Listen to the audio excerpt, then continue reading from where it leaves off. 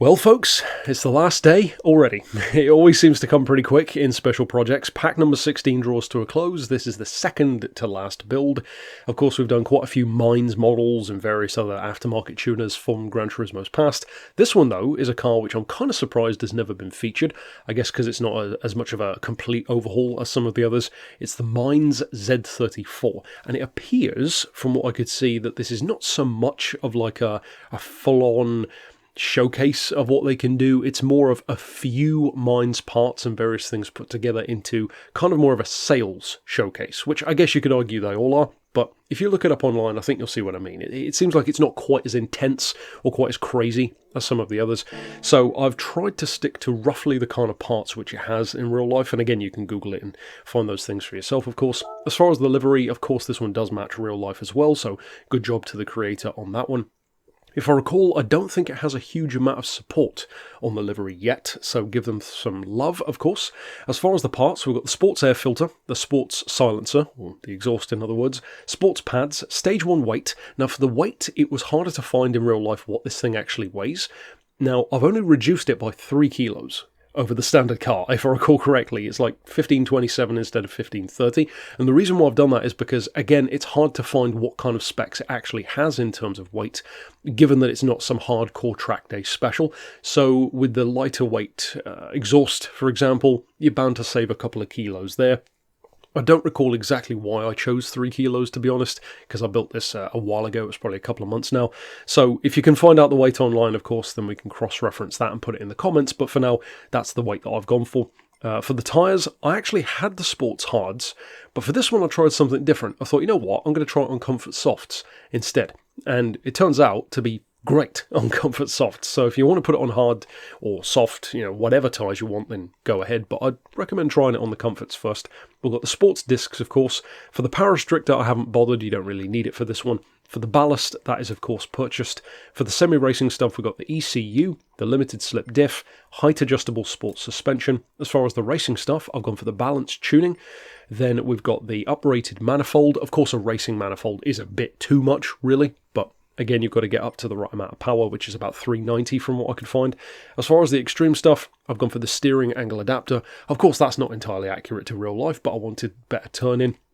And then for the ultimate section, well, there's nothing. So it's kind of a theme this week of cars being fairly simple and fairly affordable in terms of their parts. But I kind of like that. One of the things I've always been a fan of is what I call intelligence through simplicity. If you can do something complicated in a way that makes it simple, to me that will always impress me more than a car, for example, let's say like a classic Rolls, which is just complicated for the sake of it. And to me that's just better. If you can achieve something great with minimal changes, then that's got to be more impressive. So as far as the parts themselves, you can see 390 horses, 1527 kilos, and 530 points. So yes, it's on comfort tyres, but even so, that's a fairly modest point level, really, for a car with basically 400 horsepower.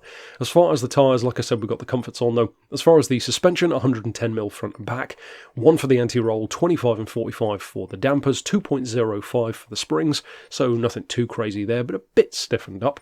Half a degree of camber, which might be a bit less than you'd be expecting, but it's more than it needs, to be honest. It feels fine on that.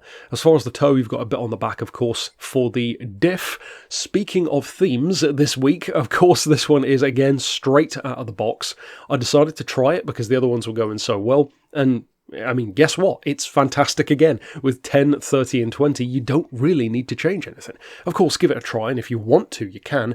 And obviously, that's the beauty of these videos. If you change something and get it wrong or mess it up, you can just come back and reset to these as your default. As far as the, power restriction, all that kind of stuff, there's nothing fitted there. There is ballast, though, 166 kilos. Like I said, that brings us up to 1527. I've put that 20% toward the back to give us a 52-48 split. As far as the downforce, I've opted for right in the middle of the road, so 120 rear, 50 front, which like I said is half and half. And obviously you don't have to worry about fitting the aero because it comes with the livery if you download it anyway. And over here, of course, we've got the parts, which you already saw. So all that remains is to jump out to Tokyo to show you what it looks like in practice, maybe some advice on how to use it. Now, in terms of lap time, this is about 2 seconds quicker than the Tommy Kyra R31 build, which I did not too long ago. So I don't recall what the power on that car was. was, but I don't think it was anywhere near this one. So of course, it doesn't sound as impressive when you put it that way, but on a track like this, you don't really get that much of a chance to use 400 horsepower to its full potential, at least not top end. So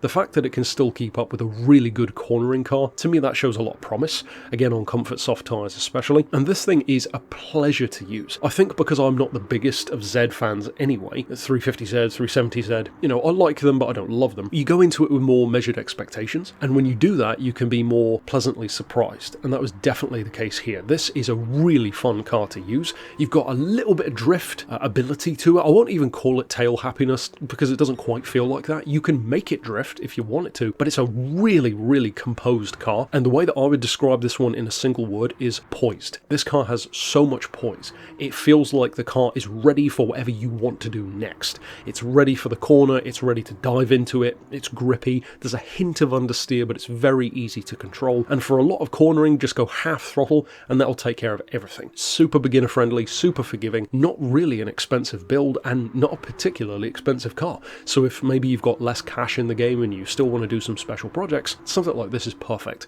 to start getting into it. And also it's a fantastic new addition to the roster because usually with the MiNEs builds, it tends to be familiar faces, the Evo 6, the R34, the R32, but this one's something wildly different, which I believe deserves to be in the roster of the game, and even if they never add it, well, now we can with our own recreation. So if you decide to use it, of course, I hope you have a ton of fun with it. You definitely will, because it's a really good car to drive. Of course, like I said, there's one left this week, the Calsonic R32 Skyline race car, coming later on today. And of course, if you're just jumping on the special projects bandwagon, check out the ones from earlier in the week as well. But for now, thanks for watching.